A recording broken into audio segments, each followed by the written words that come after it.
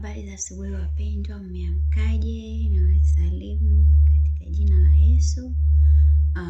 Ndugu Waislamu kwa Kristo, natumaini nyote mbuheri wa afya.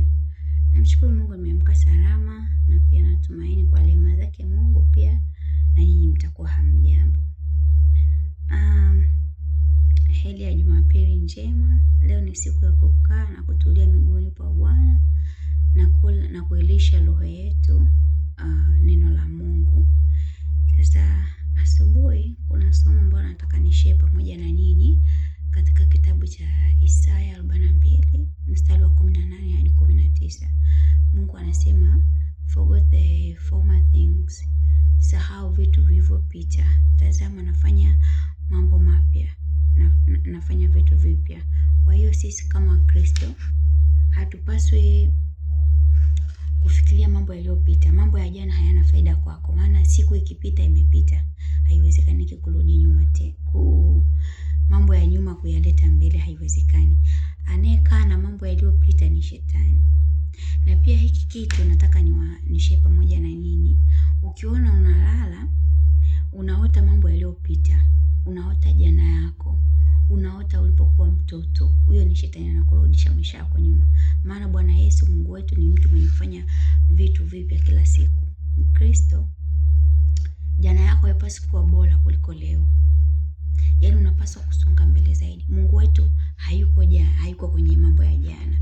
Mungu wetu yuko kwenye mambo ya leo, mambo ya kila siku. Kila siku Mungu anafanya jambo jipya. Kila siku anafanya vitu vipya. Kwa hiyo tusikae na mambo ya jana. Okay? Forget the former thing and don't dwell in the past. See, I do new things. Forget yesterday so that you will receive a new blessing. Ukiendelea kufikiria mambo ya jana, hauwezi ukapata baraka ambazo Mungu amekuandalia kila siku. Maana kila siku Mungu anatoa zawadi kwa watoto wake duniani. Kila siku ana vitu vya kuwapa watoto wake. Kama Bwana Yesu, wanafunzi wamuuliza Bwana Yesu, Bwana, tufundishe kusali. Bwana akamwambia, mnapoomba ombeni, Mungu wetu ulio mbinguni, utupe leo riziki yetu. Maana ya riziki ni baraka, ni zawadi ambazo Mungu anatupa kila siku. Kila siku na zawadi kutoka kwa Mungu. Utupe leo riziki yetu. Riziki sio lazima tu chakula. Riziki ni ulinzi wa Mungu. Riziki ni baraka za Mungu. Riziki ni wewe kupata kitu chochote kile unachokihitaji hapa duniani. Hiyo ni riziki kutoka kwa Mungu. Okay? Kwa hiyo Yesu alikuwa anamaanisha hivi. Tunapokuwa tunaomba Mungu atupe riziki yetu kila siku. Ina maana kila siku tuna kitu tunatakiwa kupata kutoka kwa Mungu. Kila siku unapaswa kupata jambo kutoka kwa Mungu.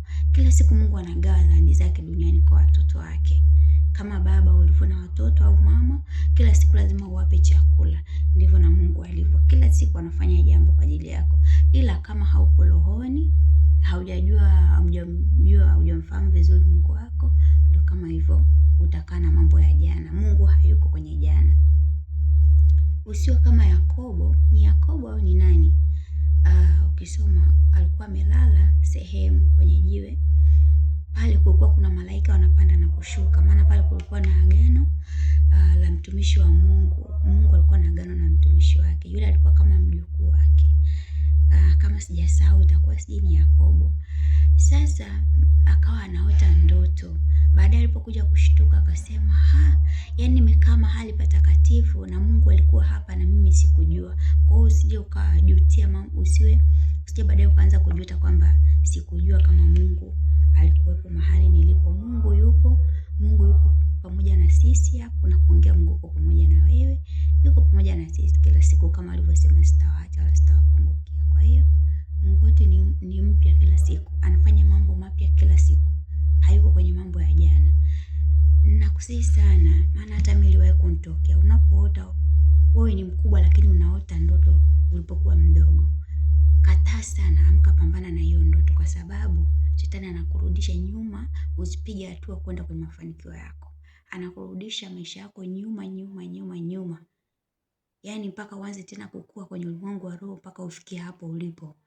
Ni miaka mingi sana. Kwa hiyo anakupotezea vitu vingi. Kataa kabisa kurudishwa nyuma. Kataa kukaa kwenye mambo ya jana. Asanteni sana na wapendeni sana.